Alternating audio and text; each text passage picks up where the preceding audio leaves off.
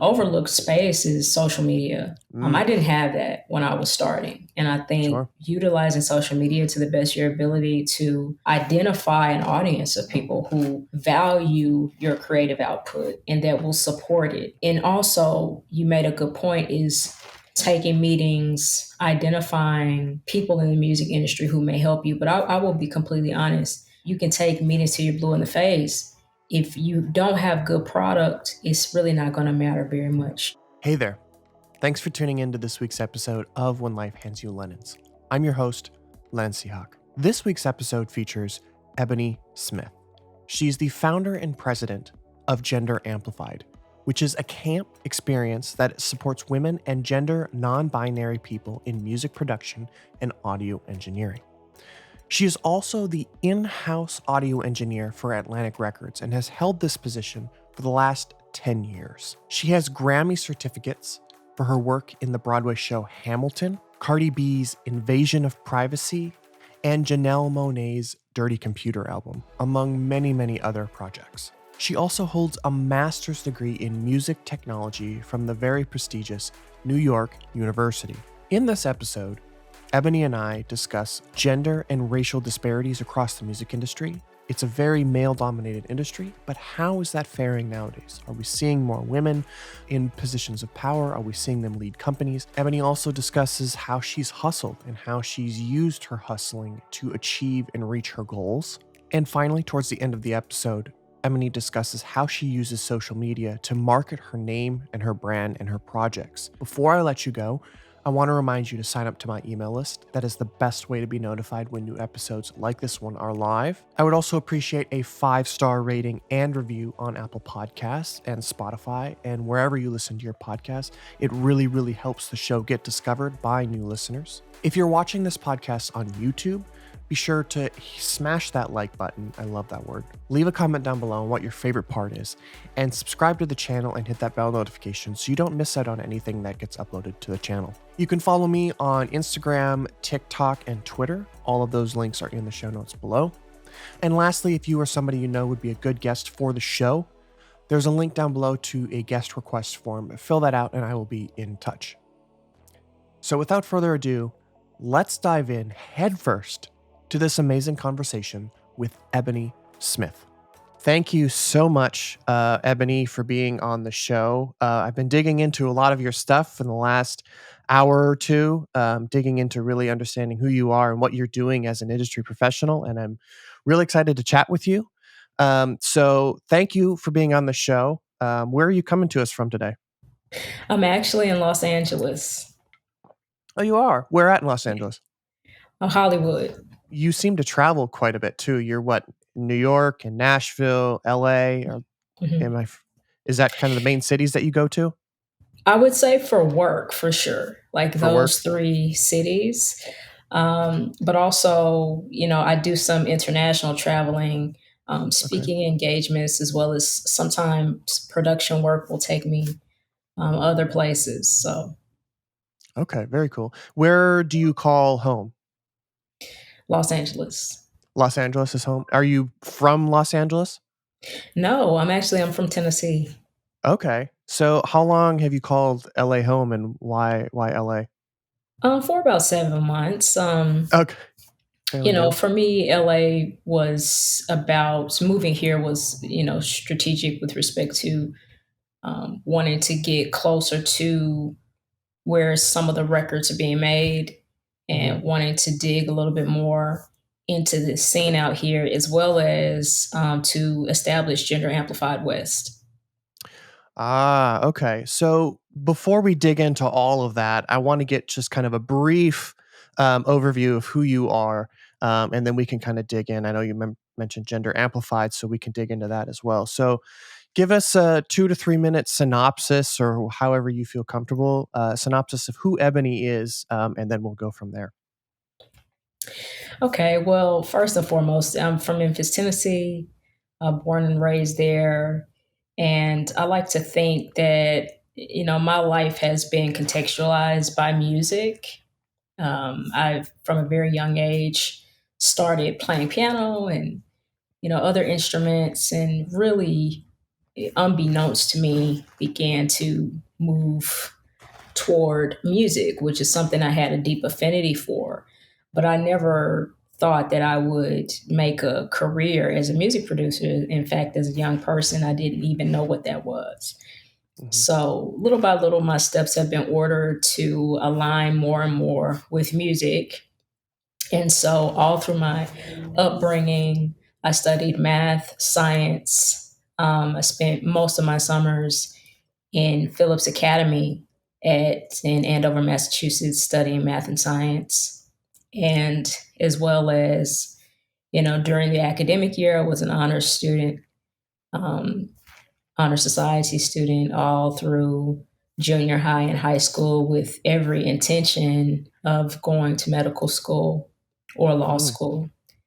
When I got to college, I became aware of music technology, which was a world that combined my passion and affinity for music with the technical understanding and the scientific base that I had been studying all during my adolescent and formidable years.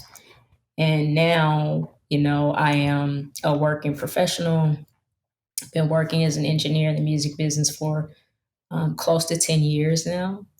And so I found a way to converge these two very specific worlds that I am equally engaged with, Mm. science, technology, mathematics, and music, as well as, thinking about my various identities as a Black woman, as, you know, a person of color, as a Memphian, as a Southerner. All of those identities also coalesce to give me what I consider, my unique flavorings. Apart from being a human being, there's my cultural sensibilities, which are the result of my unique identities and how they come together, which is where Gender Amplified, which is my nonprofit, has emerged from the questioning associated with that, the desire to see more women in music production, the desire to see more non-binary creatives, trans creatives making music as producers, as a means of not only affirming their identities and creating more diversity, but also to affirm my own. Hmm. Right. So, I mean, that's a little bit about me. Yeah, that's really good. So I want to dig into the gender amplified. I think that's really interesting, and I think I want to talk about some of the maybe the disparities and how that maybe gap is kind of closing a little bit, and maybe it's getting better, maybe it's getting worse. So can you talk about the importance of gender amplified and why you started it? Mhm. What was kind of one of the main reasons? Well, it really was a accidental founding, if you will, because Sure. I was a college student and I was interested in becoming a music producer. And I was Hmm. interested in finding other women who were in New York City, and who were employing technologies, who were working in hip hop, particularly. And I started looking for these women because I felt quite isolated when I was younger. And I decided to dedicate my thesis work to an ethnography that would help me identify some of these women in the tri state area. And, once I started finding them due to my thesis research, which was guided by my college professor, I Hmm. started realizing that there were so many women who not only desired to be creatives, but they had similar stories as they attempted to interface with the music business and also as they attempted to assert themselves as creatives in environments that were traditionally male dominated. So, Gender Amplified was my response to my thesis work, which was to Mm. bring these women together. Once I started identifying them, I realized that they would benefit from knowing each other.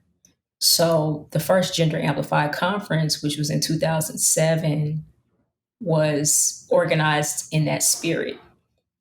It was Hmm. to basically bring to life my thesis work because so often academic frameworks can be purely theoretical.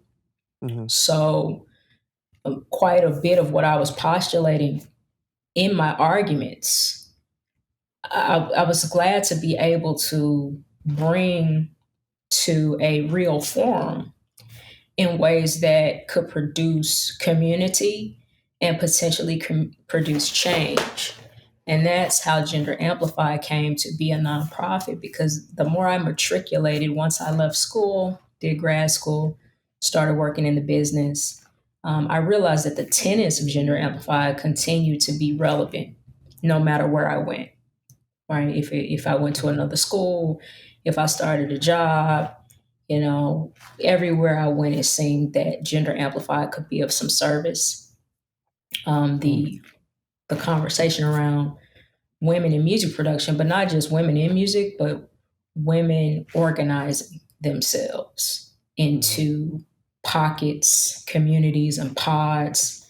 Not only was it excellent with respect to academic discourse and some of my theories, but it was useful with respect to the art of creativity and the importance of music and community. Hmm. So how many women and people are involved in Gender Amplified now? Mhm. Gender Amplified is not a membership based organization. Sure.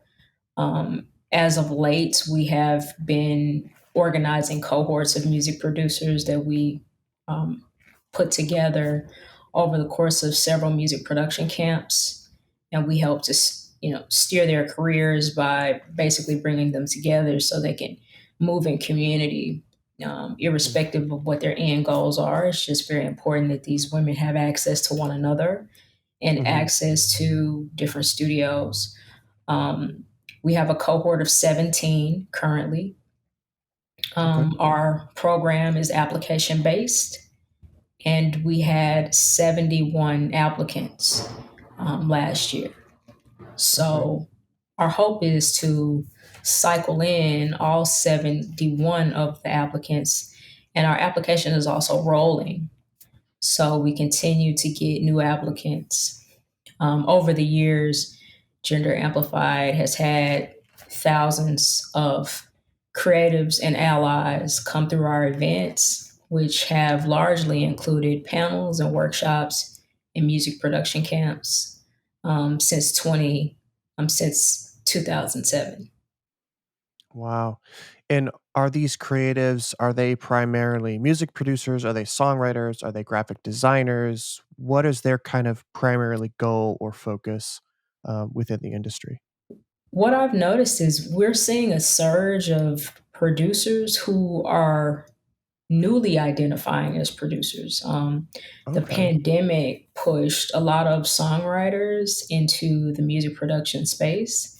Sure. So we're finding that a lot of the producers that are coming to us um, started off as singer songwriters and still maintain that skill set, but now Hmm. identify as producers because they've had to find ways to creatively assist themselves. And through that process, have developed a love for the craft of production and the technology that underpins music making. Mm.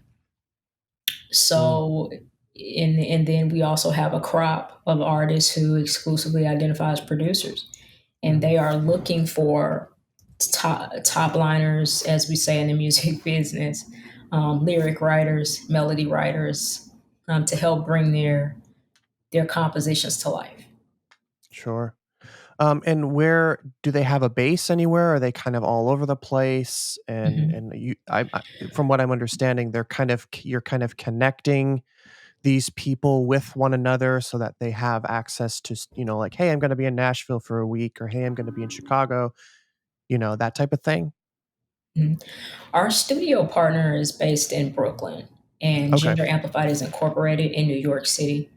Okay. So the bulk of our work has been in New York for a number of reasons. A, because that's where I've been traditionally stationed and where the bulk of my resources are. Second, because the New York music market is very such a valuable space for teaching and learning. Hmm. It's the birthplace of hip hop, which Gender Amplified started off as an inquiry into hip hop. It has now developed and expanded its focus to include all genres, but there's still an element of what we do that pays homage to hip hop. So it's great to be in the epicenter, in the mecca, even though hip hop as a genre has continued to grow and evolve and has many geographical homes at this point. Hmm. Another reason we are based in New York is because we're not just a music industry initiative, we're also a cultural initiative. And there's so much culture in New York that can be tapped into. So our latest cohort of producers are coming from all over the tri-state area, and we started taking zip code information. And it's so wonderful to see all these various neighborhoods represented, from Bensonhurst to Harlem to Bed-Stuy. Some artists are coming from Jersey. And we also had two artists who have actually flown in for our camps. So Wow. one is based in Texas and the other is based in Sacramento. And they actually have taken it upon themselves to fly in. And interestingly enough, and this is of no coincidence, those two artists are one of the ones that have recently gotten a placement through our opportunities, a major placement with their music in Universal Pictures feature film. So Wow. the way that they have invested in their craft by traveling and being a part of our community has actually paid off for them. That's amazing. Yeah, that's a big getting a big sync placement like that is a big deal. I wanna go back a little bit and learn a little bit more about you, and you have your master's from NYU in music technology, Yes, and so you had an interest in music since you were a child, correct? yes. And then you kind of changed that into music technology and you found that love. And then you were talking about doing some kind of odd jobs during your master's, kind of getting yourself into the web of audio and music. But then you landed your job at Atlantic Records, where you're now the in-house, is it mixing engineer? My role has actually changed, from the beginning in 2013 when I started at Atlantic. I was primarily the in-house engineer working on everything from radio edits and drops to, recording full um, records and singles with artists. And since I moved to LA, I've been taking on more special projects and been producing more for the Mm, company, also signing my own artist. So the role has somewhat expanded. And okay. technically, I'm listed as the senior producer and engineer.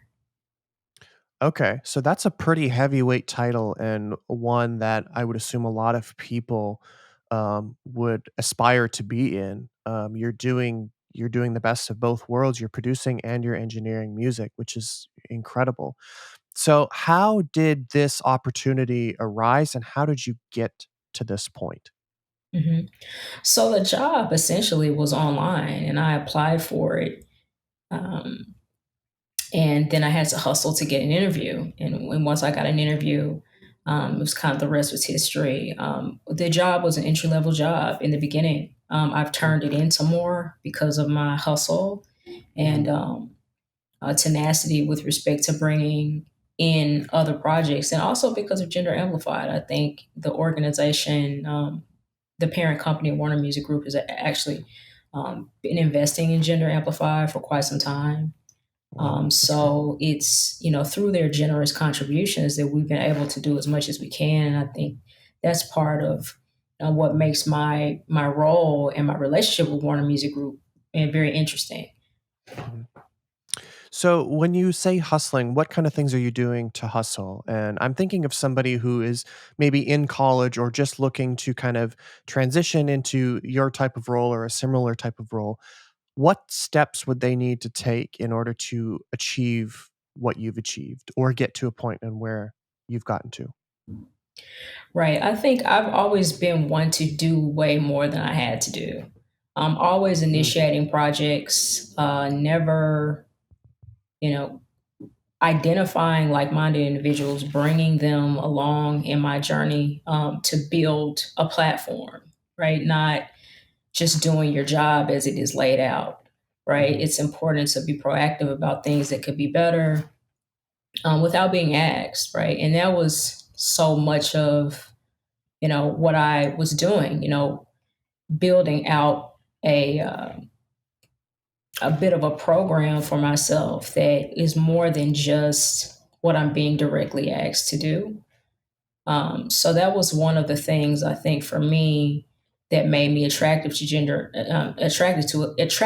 Atlantic Records, was that I already had some things going on. I was already making music and releasing records, independently. I was at home in my home studio, just starting with what I had, with whatever equipment I had at the time. I was producing artists. I had built up a pretty um, functional system of having artists come to my home and releasing records independently.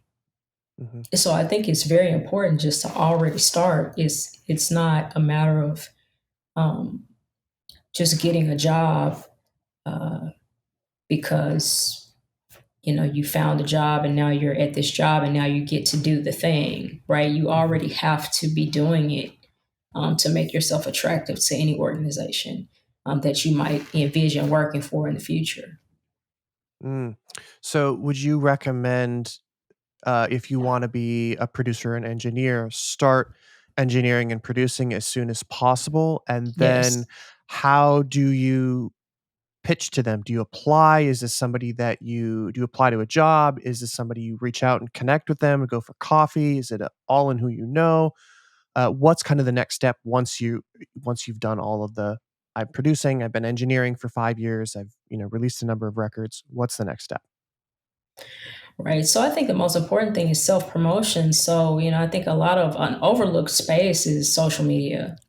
Mm, I didn't have that when I was starting. And I think, sure. utilizing social media to the best of your ability to identify an audience of people who value your creative output and that will support it. Um, Mhm, and also, you made a good point, is taking meetings, identifying people in the music industry who may help you. But I will be completely honest. You can take meetings till you're blue in the face. If you don't have good product, if you don't have a good grasp on your craft, it's really not going to matter very much. And I think one thing to keep in mind when it comes to the music industry is there's so many people, so competitive. There's so many people that want to do what you want to do. So mhm, finding a way to stand out is critical. Asking for meetings and asking for someone to help you, it makes more sense to identify your team of people who are peers of yours, mm.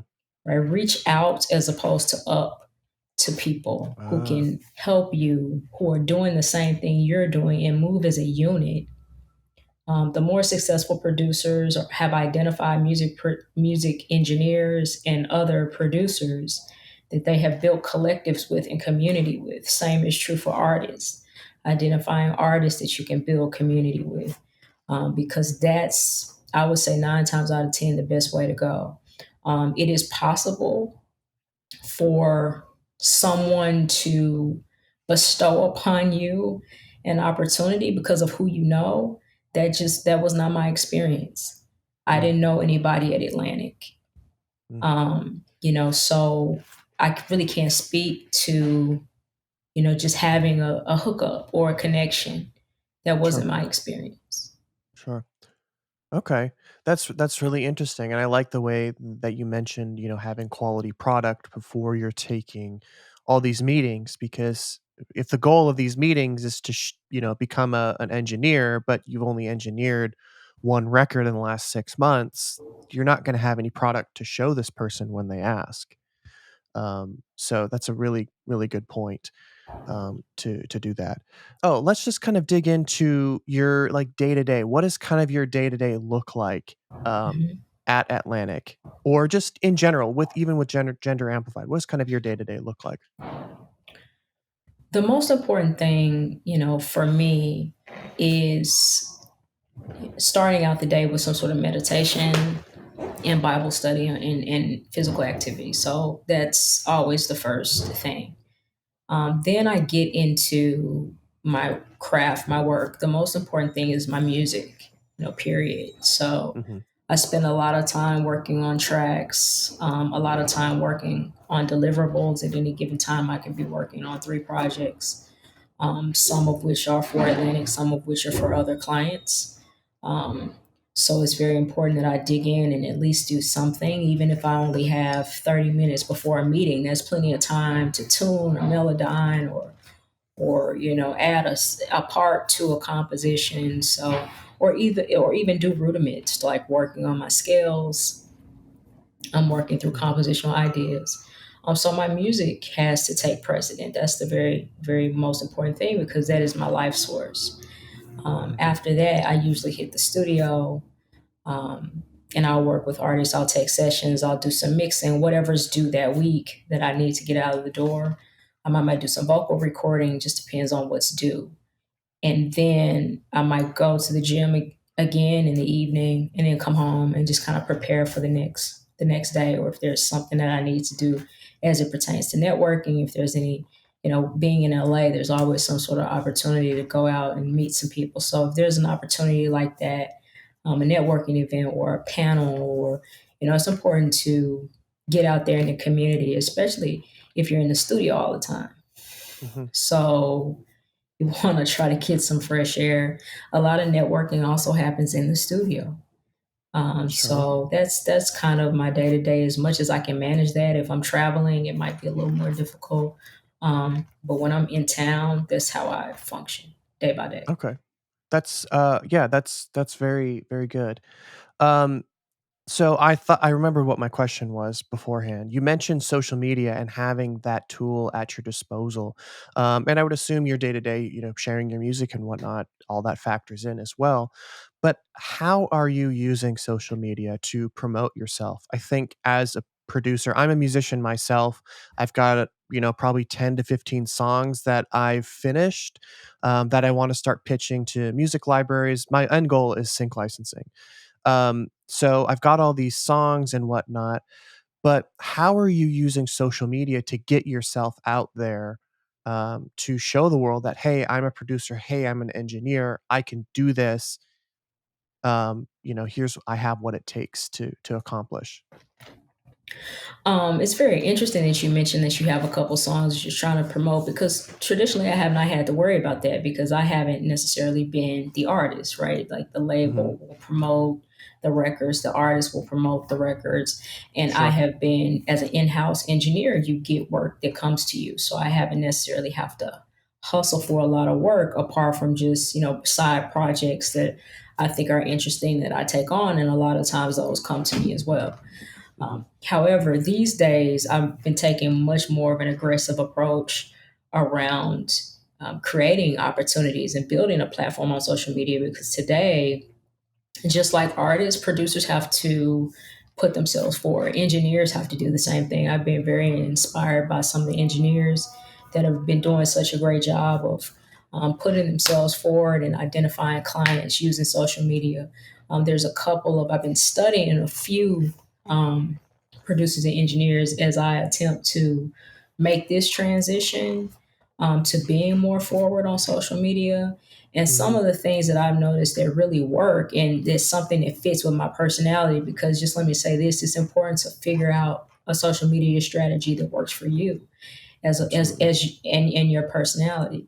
And one of the Hmm. things that I've seen some people do is actually just as they are learning and producing music and putting it out and promoting it, they're basically just sharing everything they learn. Mm. And that is something that I think is a very excellent strategy. If you can help other independent artists or other producers or other creatives with something that they need, because so much of the hook when it comes to social media is what you can do for your audience, right? You're wanting to draw people into your world. So constantly promoting and selling is really not the best strategy. I think a better strategy is to identify who follows you, really get a sense and zero in on that demographic of people and what they need. Figure out why they're following you, and then supply and demand. Right. So as a person like myself, a lot of people follow me for the same reasons you have me on the podcast. They want insider information into the music business. They Mhm. want to know more about Gender Amplified. They want to be a part of some of the things that we have going on. They want expertise, right? They're typically looking to me for some form of expertise and some form of insight. So it's important for me to package that and send it along with some bits of content of my own, right? Mhm. It's a package deal. It's not just here's my products, engage with my products. It's no, let me invite you into my world. Let me tell you a little bit of what I know, and let's share information. And over the course of sharing information, I can share some of the products and some of the creative initiatives that I have going on. Mhm. Mhm. I think that's a really, really good point. I think you brought that up perfectly. So for those listening, um, Ebony did an excellent job of explaining that. And so it's focusing on the product and how you can educate and share others. Because as you were speaking, I was thinking back to some of the social media accounts that I follow, and kind of the two pillars that a social media account falls under, whether it's on Instagram, Twitter, Facebook, whatever. TikTok is, for me, they have to be entertaining and or educational. So there's 2 things, those are my 2 pillars of, like, why am I following them? Are they entertaining? Check, okay, follow. Am I getting something of value? Like, I'm always following these, like, dance music. I write dance music, so I'm always following different production techniques and sound design, and there's all kinds of different producers that do that. So they're always showing me, like, really, really niche things within FL Studio, for example, or Logic. I'm like, "Oh, I never thought of that. Follow. I want more of this information." So if you think about it like that, as much as people hate to teach and show people things, they just want to work and create. It's also very important to build that community to, like you said, share that insight because people want to know more. Oh, if he's got this technique, I want to know more about that technique. And I'm sure he's got Exactly. more and she has more. And just to further give another example of this, if you're an engineer, a great thing to do is just screen sharing when you're mixing or engineering or whatever. And if you have music coming out, that can be the source of the session that you're working in. Mhm. So as you're working on showing someone a feature in Pro Tools or showing someone a new technique in Ableton, you're also promote simultaneously, subconsciously promoting that song as Yeah. you're demoing a feature. And the Mhm. most gratifying thing is to have people go, "What song is that?" They clicked on the video because they wanted to learn something new, and then they start going, "What song is that?" That should be a really gratifying experience for any artist because so much of the demo material that artists use in their videos is not necessarily even their own, and that's a real missed opportunity. And they did a video with Isotope and they were showing Isotope Ozone 10 of some of the products and how they used it to master one of the songs that they had used. And the song was really good, and I'm like, "I wanna follow this song." So I went to Spotify, and I followed the artist, and I listened to more of the music. I went on their socials, was seeing what they were doing. I got completely immersed in this artist's atmosphere, just because Isotope posted a video on their YouTube channel of an engineer showing one of their products. So it just goes to show that that does happen. These things do happen, and that's a really gratifying experience. And that's just one strategy. I mean, Absolutely. there's so many strategies. Yes, absolutely. So you were mentioning some of the producers and engineers that you're following and learning some techniques from. Who are some of those producers? I follow a young man named Eldre. Okay. He Not heard of them. is big in lo-fi music production. I'm very impressed with him and what he's doing. There's also Soul Wiley, who's really Okay. great. I've She's heard a of them. producer. Super impressed with the output that she's doing. And there's a young man that does R&B and hip hop. His name is Steve Reezy. Okay. He's also really cool. Cool. Yeah, that's really cool. I There's so many of those, and I think the pandemic really kind of forced these producers to do these types of things and sharing these tips. I know every artist and their mother was doing a live stream or Twitch live stream, creating Discord channels and servers and all that stuff. Um, so that's really really exciting. I love Ian Kirkpatrick. He's a producer for Dua Lipa and all them. I think he does Yeah, an incredible job. He's got a wonderful personality too. He's funny. Um, I also like Leslie Brathwaite. I'm sure have you of worked with course. him before, or do you know Les? I'm Never sure you know worked Leslie. with him, but obviously have set on some Grammy peony wing related things with him. You mentioned with your day to day with Atlantic Records, you said that they kind of send you the work, or how does that kind of work? Being an in house engineer at Atlantic. So the opportunities come through various A&R. Okay. So depending on what we're working on, I'll get the call. So for example, the last project that I did was the Electro Records Holiday album. Mm, Electro Records is one of the labels that is nested under Atlantic Records.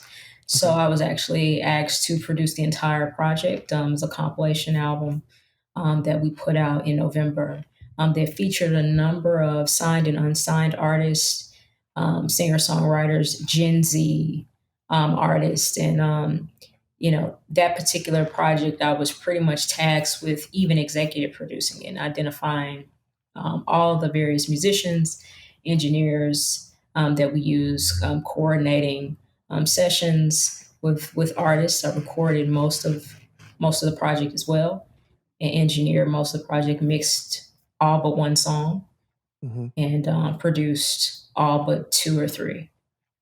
Okay. So how are you keeping all of this organized? Because there's a lot of conversations going on at the same time, I would assume. So how are you project managing and keeping everything on track? Well, fortunately, when you're working with a label, they have admin. So I Ah, rely heavily on the admin to coordinate with artists, especially when you're doing a compilation project. There's so many artists to attempt to keep hold of and sure. all the various assets. If you're working over distance, which a lot of people do these days, I'm just so thankful for the women who help to administratively bring the project together, in addition to my own assistant, who really keeps me together. I mean, she has been my rock for the last 2 years, and she knows where I am and everything I have going on and just really keeps it all straight. And then, of course, there's my organizational savvy, right? I am extremely organized myself. Mhm. So it helps make everybody's job easy when I, you know, really am on top of my own administrative, my own administrative needs. Mm, okay.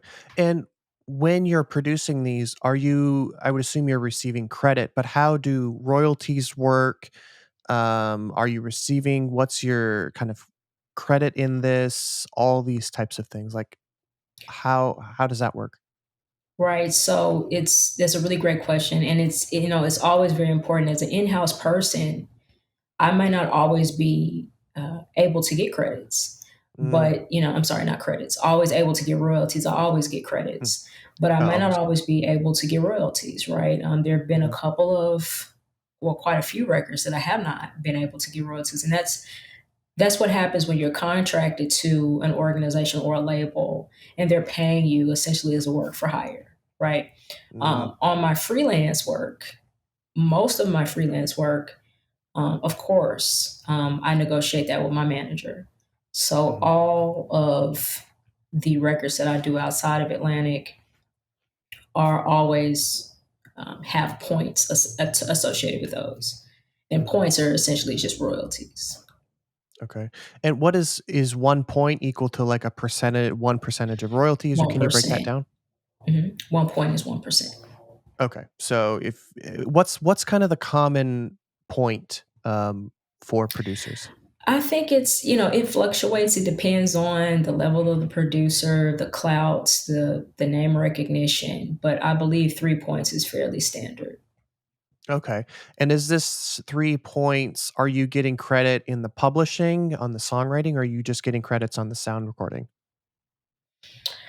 The sound recording, right? Just the sound So recording. when you're working with a label, their interest is in the master recording, Mhm. right? So that's where their focus is. The publishing will be administered through a publishing company, or if the artist or group of writers is self-published, then it will be administered through them individually. Sure. Yeah, I asked that because you mentioned you were a songwriter and a producer and everything yourself, so I was like, "Oh, she's wondering if she has any, songwriting gets credit on that side as well." Yes. So, songwriting credits, I haven't done a lot of songwriting for Atlantic. Much of it has been engineering and production work. Okay. But I Okay. have received songwriting credits for things that I've done as a freelance artist. Okay. And what are some tips that you would give to producers and songwriters that maybe don't know a whole lot about this? Because that's one thing that is such a, a, a big problem in the music industry is artists and producers and creatives not receiving the credit and or royalties they deserve. So, what are some tips that you would provide for an upcoming producer or songwriter to ensure that they're credited properly right from the jump? And it's not 5 years later they find out that they were never got credit or received any royalties for something they worked so hard on. So the first thing I would say is split sheets.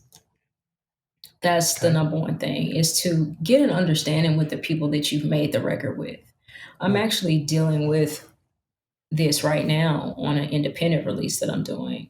So I co-wrote a record about, I guess, almost close to a decade ago. It was recently released within the last couple years. And mhm, one of the writers was someone who sent lyrics to me, just poetry. mhm, And I went in with another writer and we actually wrote music around it, and actually arranged melodies and things like that. mhm. And so now we have to retroactively go back and credit that lyric writer. And I'm just the type of person that will do that, right? I went and sought him out and told him, oh, this has been released. So we need to, but that's not the case with a lot of people. Mm, So it's important if you're sending lyrics around, it's a very important thing to get some sort of understanding with the other co-writers, so that you understand what your rights are. This particular person is didn't know very much about the music industry. He's a poet, right. right? So Mhm, it's important to as you're communicating with people in the music industry, understanding the language that they speak and getting an understanding with them, when you're sending around, whether it's lyrics or melody or compositions or so forth and so on. mhm. I think that's very important, and just understanding where you're sending your music. If you write lyrics to somebody, where are they going? Who's receiving them? Who's seeing them? Can they be copied and pasted and stolen? You just got to be so careful with these days because a lot of people will take those lyrics and that recording and write their own song and not think anything of it. But that's a very important thing, and that's really really kind of you to go back and seek that person out and make sure that they're receiving royalties and credit for the work that they provided. That's kind of all the questions that I have. We've been talking for almost 45 minutes. So I really want to thank you for your time and all of your expertise. I think you're such an eloquent speaker. You're very to the Thank you. point. I really, really enjoy speaking with you and learning from you. And I wish you nothing but continued success in the future and with gender amplified and everything else that you do. You're doing Thank amazing you work. so much. Thankful to be on the show, and I look forward to more of your work as well. Oh, thank you. Thank you. I appreciate that. How can all the listeners follow you and everything that you're up to? So you can check out Gender Amplified for sure, on all social media platforms. It's genderamplified.org, Gender Amplified on Instagram, TikTok, Twitter, and Facebook. Cool. And I'll link all of those in the description as well, and the show notes, so it's easy for everybody to follow you. So Thank you. thank you so much, Ebony, for your time today and expertise. I really appreciate it. And take care of yourself. Thank you. Have a Thank you. good one. You too.